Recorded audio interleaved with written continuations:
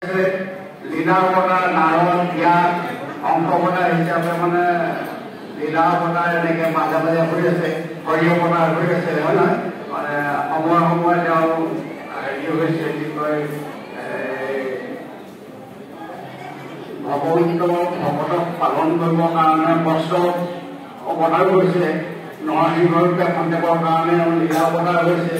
সেইবোৰ তাৰ উপৰিও গুণ অৱতাৰ হৈ ৰৈছে। সতগুণ, ৰজগুণ, তমগুণ, ব্ৰহ্মা, বিষ্ণু, শিৱ তিনিজন হৈছে।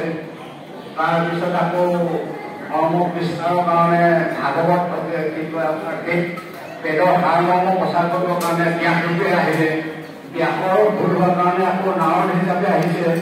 এনেকৈ ঠিক আহি থাকে, কিন্তু এইবাৰ আহিছে তেওঁ পূৰ্ণ অৱতাৰ হৈ, তাৰমানে ষোলনা বুলি কয়, 64 কলা সম্পন্ন হৈ আহিছে। এটা যুগত ৰাম অৱতাৰ হৈছিলে যদিও দ্বাপৰ যুগত শ্ৰীকৃষ্ণৰ যিটো পূৰ্ণ অৱতাৰ সেইটো কোনোকালে হোৱা নাছিলে। শ্ৰীকৃষ্ণই হৈছে পূৰ্ণ অৱতাৰ। এনে বসুমতীক ব্ৰহ্মাই কৈ আছে যে এনেকে তেনেকে দ্ৰৌপদী ঘৰত জন্ম হব, কেনেকে কি কৰিব, গোটেই কথাখিনি কৈ আছে, আপোনালোকে বুজি পাইছে। ইয়াত চমুকে তাৰমানে ভাগৱতৰ দশস্কন্ধ ভাগৱত যদিও ভাগৱত তৃতীয় স্কন্ধৰ পৰাই আৰম্ভ হৈছে।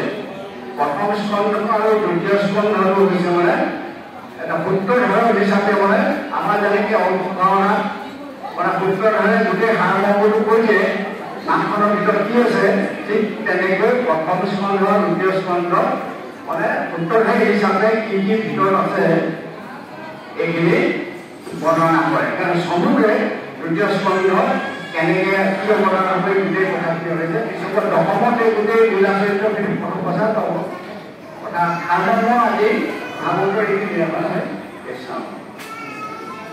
ভকতৰ যদি কিবা এটা ভাৱনা আহে পাঠ শ্ৰৱণ কৰোঁতে, তেতিয়া বুধিলে মানে ৰসটো ওলাব হয় নহয় অৰ্থতে। আচলতে ভাৱনা যেতিয়ালৈকে আমাৰ হৃদয়ত জাগ্ৰত নহয়, তেতিয়াহ'লে ভাগৱতৰ ৰস মানে আচৰণ কৰিবৰ কাৰণে অসুবিধা হয়।